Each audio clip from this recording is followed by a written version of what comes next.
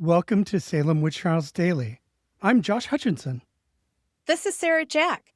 On Wednesday, May 11th, 1692, Susannah Sheldon claimed in a statement that today, when she was coming to town by the bridge, she saw accused witch John Willard and an old man come over the water in a dish and land on the bank.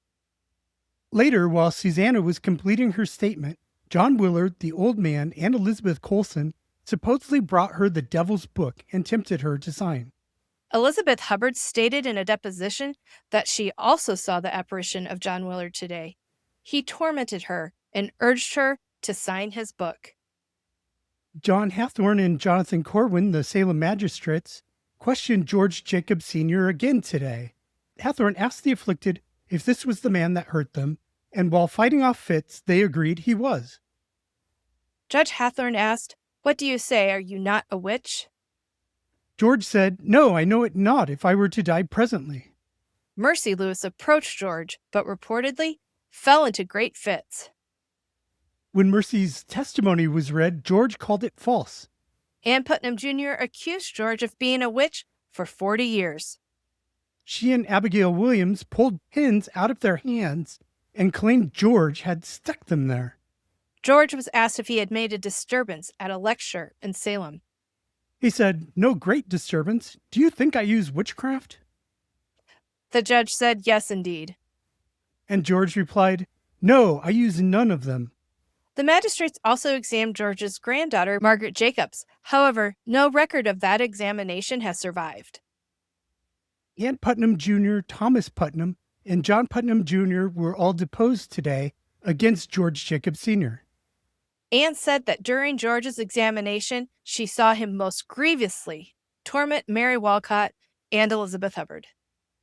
Thomas Putnam and his cousin John Putnam Jr. submitted a deposition in which they said they witnessed George Jacob Sr. torment Mary Walcott, Mercy Lewis, Elizabeth Hubbard, Abigail Williams, and Ann Putnam Jr. today. 12-year-old Abigail Williams testified that she had seen and been very much afflicted by the apparition of George Jacob Sr. today, as well as on previous dates. And Bernard Peach, Mary Pressy, John Pressy, and William Brown were also deposed, but against Susannah Martin. Bernard Peach swore out his deposition before Robert Pike, a magistrate from Salisbury.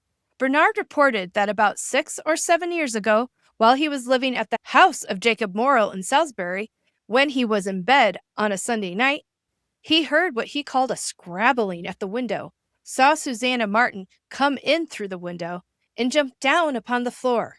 She wore her hood and scarf, along with the dress she had worn at the meeting the same day. Spectral Susannah took Bernard by the feet and drew up his body into a heap and lay upon him about an hour and a half or 2 hours, in all which time he could not stir nor speak, but feeling himself beginning to be loosened or lightened, he put up his hand, seized hers, and pulled it to his mouth. When he bit 3 of the fingers, they broke. The story, wow. Susannah's specter walked calmly out of the room, down the stairs, and out the door. She chose a different exit. He and the others in the house followed her out, but could not see her outside. Instead, they found a bucket containing a single drop of blood. 2 more drops were found in the snow.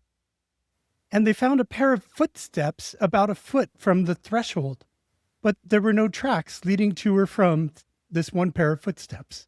Around these 3 weeks after this blood in the bucket incident, the physical Susannah Martin asked Bernard to husk her corn the next Sunday night. She said if he did not come, it were better that he did. But Bernard ignored the threat and didn't go to husk the corn. He was living at the home of William Osgood in Salisbury and was sleeping that night in the barn upon the hay. After an hour or 2 of night, spectral Susannah Martin and another witch came out of the shop into the barn. One of them said, "Here he is," and they approached him. He picked up his handy quarterstaff and tried to swing it, but caught it on the roof of the barn.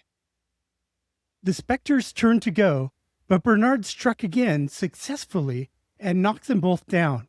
Still, they managed to get out through the window.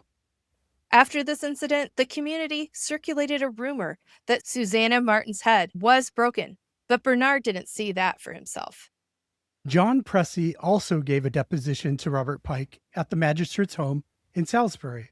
John claimed that 24 years ago, he was coming home late one evening and was about 3 miles from his house when he got turned around and lost his way. After traveling in a complete circle, he set out again, steering by the moon, which was bright that night. He went in another circle and came back to the same spot again. Setting out from that spot a third time, John traveled in another circle and stopped near the spot. From there, he knew where he was and continued toward home. However, he hadn't gone half a mile when he saw a light on his left 11 yards away. He tried to ignore the light and ride on, but it followed him. John tried beating the light with a stick. Which seems like it was the standard thing today when confronted by something strange. You had a quarterstaff with you or some kind of stick so you could beat the specters. And John gave the light at least 40 blows and was leaving it when his heels were pulled out from under him. He fell on his back and was sliding into a deep pit when he grabbed some brush to stop his slide. After recovering his coat from near the light that he had beat up, he managed to get home safely. However, another creepy thing happened on the way back. After he'd gone about 30 yards, he saw Spectre Susannah Martin standing on his left. She looked upon him and turned her face after him as he went along, but said and did nothing to him. John, who may have actually been intoxicated, went right past his own house, but managed to find it after a while.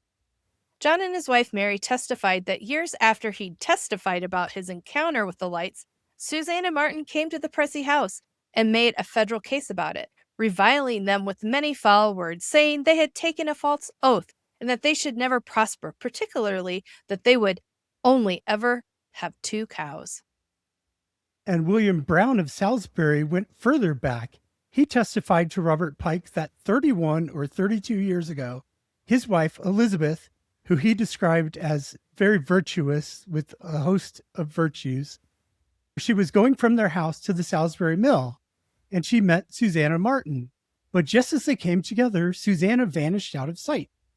After this mysterious encounter, Elizabeth often saw Susannah at the Brown home. The specter appeared many times and did much trouble Elizabeth until the next February. Then Elizabeth felt what she described as birds pecking her legs or pricking her with the motion of their wings, as well as pricking pain like pins and nails in her stomach. Elizabeth was in so much pain that she cried out like a woman in labor. Then the force attacking her moved up to her throat in a bunch like the egg of a young hen. Elizabeth turned back her head and said, "Witch, you shan't choke me." The church in Salisbury observed a day of humiliation to seek God on Elizabeth's behalf, and her troubles ceased, and she did not see Susannah Martin anymore for a time. This tentative peace held until April, when Elizabeth received a summons to present evidence against Susannah Martin at the grand jury hearing.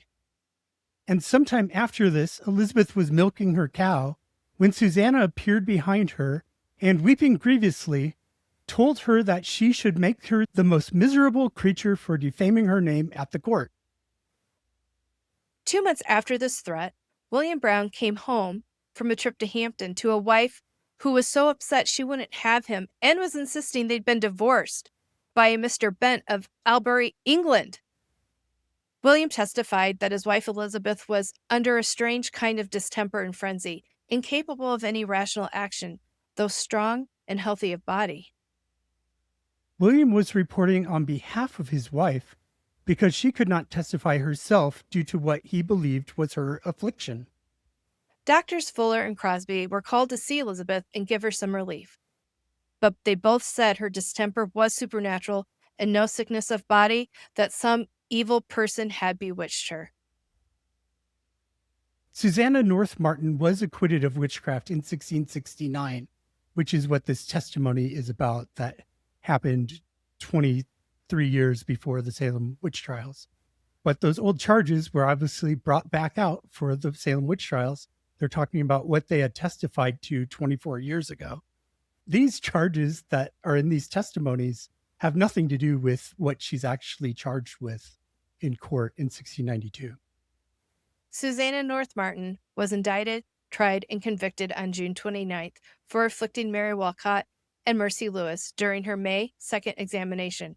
She was executed in Salem on July 19th, 1692.